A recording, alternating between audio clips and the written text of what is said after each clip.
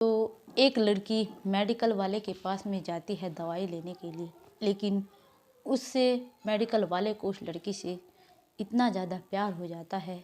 फिर जो उन दोनों के बीच में होता है बहुत ही गजब होता है। कहानी को एंड तक ज़रूर देखिएगा दोस्तों। जो भी हमारी वीडियो को एंड तक देखता है, चैनल को लाइक और सब्सक्राइब करता है और प्यारा सा कमेंट कर कर अपना नंबर सेंड कर देना दोस्तों। हम आपके पूरे 500 रुपये का गिफ्ट दे रहे हैं जो हमारी वीडियो को लास्ट तक देख रहा है। नमस्कार दोस्तों, मेरा नाम है मोनिका। मेरे इस कहानी के नए एपिसोड में आप लोगों का स्वागत है। दोस्तों, ये कहानी है छपरा बिहार की।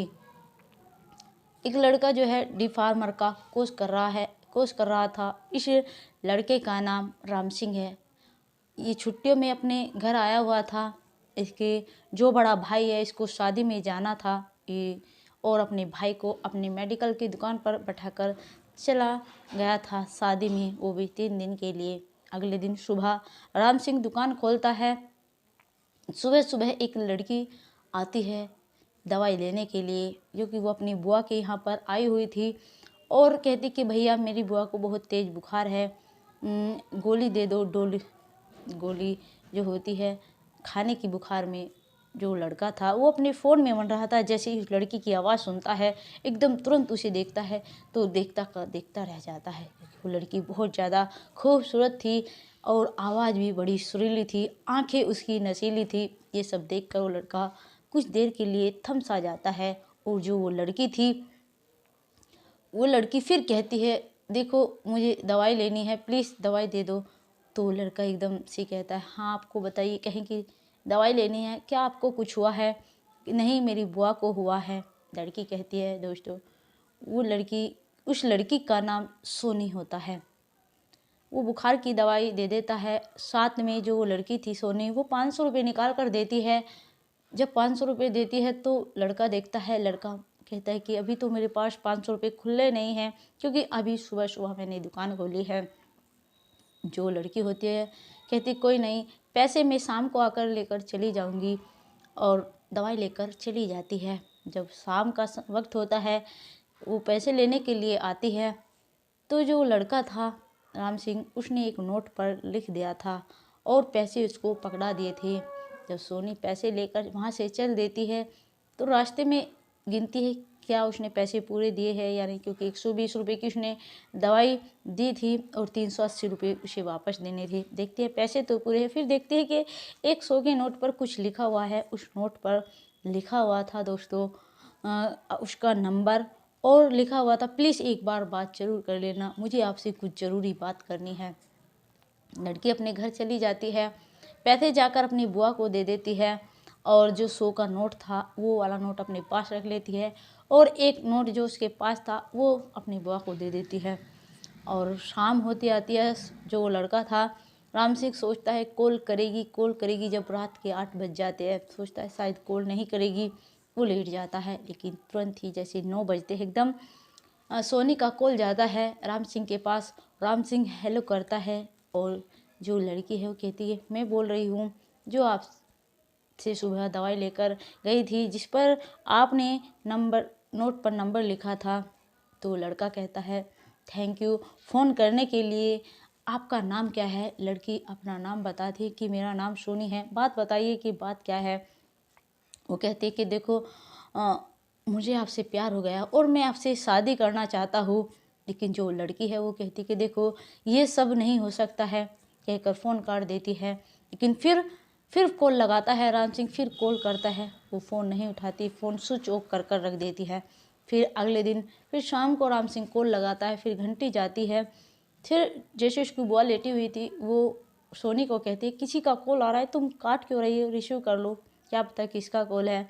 जो सोनी होती है वो कॉल रिसीव कर लेती है, और फिर बात करते करते छत पर चली जाती है। कहती कि देखो मैंने तुम्हें पहले ही कहा ये सब नहीं हो सकता है, मैं तुमसे शादी नहीं कर सकती हूँ। वो लड़का कहता है, क्या मैं तुम्हें पसंद नहीं हूँ? लड़की कहती है, ऐसी बात नहीं है, फिर क्या बात है जो तुम मुझे मना कर रही हो, मैं तुमसे ही शादी करूँगा।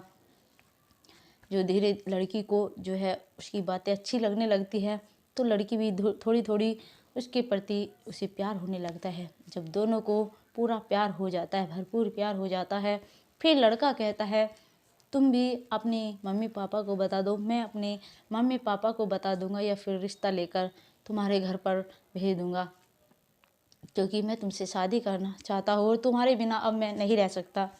सोनी कहती है ज़रा रुको, मैं कुछ बात बताऊंगी लेकिन आज नहीं कल, अभी तुम अपने घर वालों को मत बताना। जो लड़का है वो कहता है कि ठीक है, कोई नहीं, चलो कल बता देना, क्या ज़रूरी बात, आप मुझे ऐसी क्या बात बताना चाहती हो।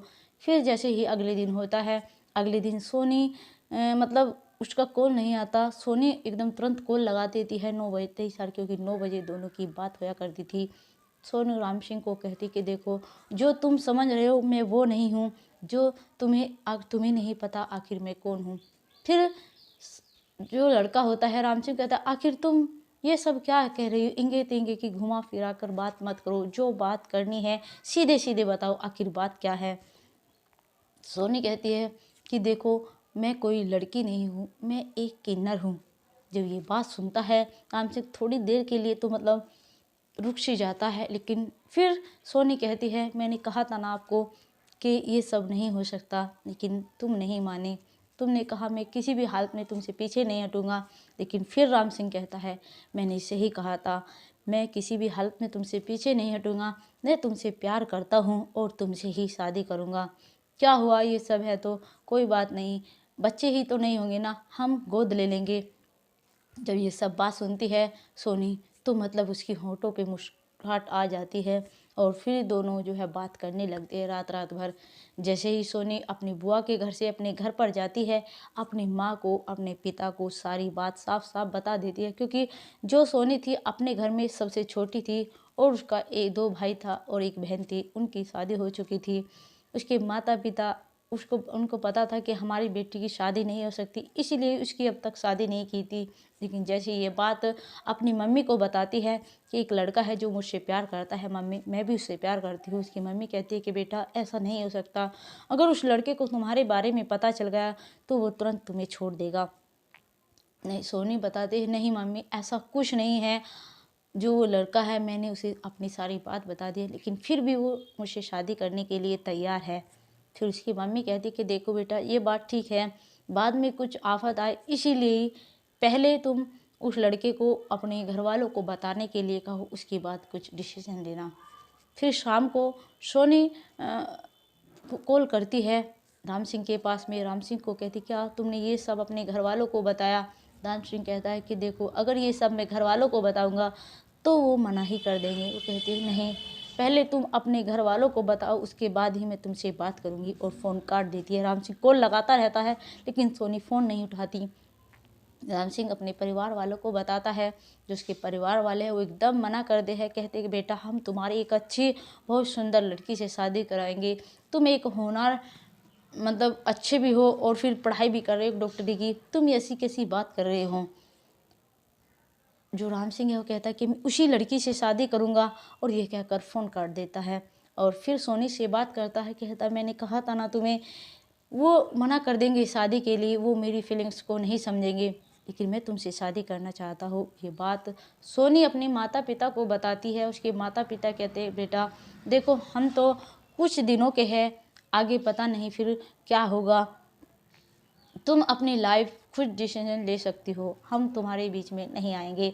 इस तरह से सोनी राम सिंह को बताती है। फिर दोनों जो है एक मंदिर में जाकर शादी कर लेते हैं, जो कि उसके माता पिता की भी सहमति होती है। फिर एक फ्लैट लेते हैं अलग, जो लड़का होता है, और वहाँ पर दोनों रहने लगते हैं।